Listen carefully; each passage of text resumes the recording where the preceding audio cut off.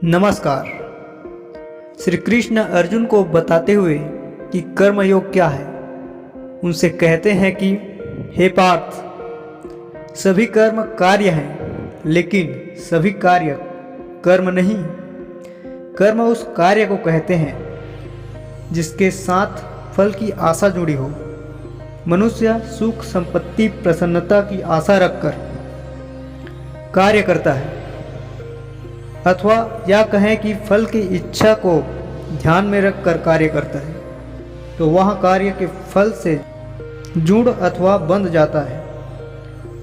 जब कोई कार्य फल की इच्छा से किया जाए तो उस कार्य को सताम कर्मयोग कहते हैं, और जब किसी कर्म को बिना किसी फल की आशा से किया जाए तो उस निष्काम कर्मयोग कहते हैं। वास्तव में अर्जुन, किसी मनुष्य को उसके कर्म नहीं बांधता, बल्कि उस कर्म से जुड़ी आशाएं बांधती है। अर्जुन ने कहा, कैसे श्री कृष्ण? फिर श्री कृष्ण बोले, यदि इस युद्ध में तुम्हें विजयी होने की आशा है तो पराजय होने पर तुम्हें बहुत निराशा और दुख होगा, और यही दुख और निराशा के कारण तुम्हें कोई और कार्य कराएगा। और यदि तुम इस युद्ध को जीत गए तो तुम्हारा अहंकार बढ़ जाएगा, तुम खुद को सर्वश्रेष्ठ समझने लगोगे, और पूरी दुनिया में विजय पाने की लालसा तुम्हारे मन में उत्पन्न होगा, और तुम्हारी लालसा तुमसे वह कार्य कराएगा जो सही नहीं है, जो उचित नहीं है। इन्हीं कर्मों के फल तुम्हें बांधेगा।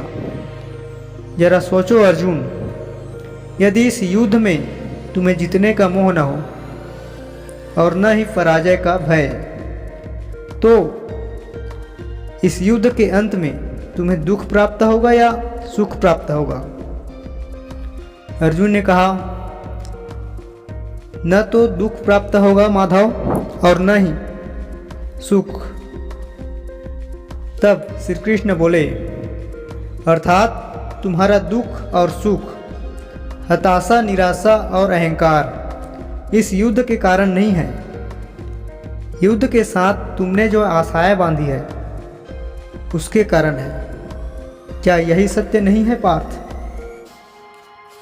सुख दुख को समान मानकर हानि, लाभ, जय पराजय का विचार किए बिना यदि तुम युद्ध करोगे तो तुम पाप के भागी नहीं बनोगे, और इसी को कर्मयोग कहते हैं। और जो सांख्य का ज्ञान प्राप्त कर लेता है उनके लिए कर्मयोगी बनना सरल हो जाता है। जब मनुष्य अपने कर्म को छोड़कर उस कर्म से प्राप्त होने वाले फल की इच्छाओं पर ज़्यादा ध्यान देता है, तो वह मनुष्य अपनी आशाओं के जरा सा भी विपरीत परिस्थिति को देखता है तो वह निराश और परेशान हो जाता है, और इन्हीं कारण से वह अपने कर्म में ध्यान लगाना छोड़कर चिंताओं और शोक में लिप्त हो जाता है, जो मनुष्य की असफलता का सबसे बड़ा कारण बनती है। इसलिए मनुष्य को चाहिए कि हम अपने कर्म की ओर अग्रसर रहें, परिणाम हमारे आशाओं के विपरीत हो या फिर समीप। यही कर्मयोग है, यही कर्म का मुख्य सिद्धांत है। धन्यवाद।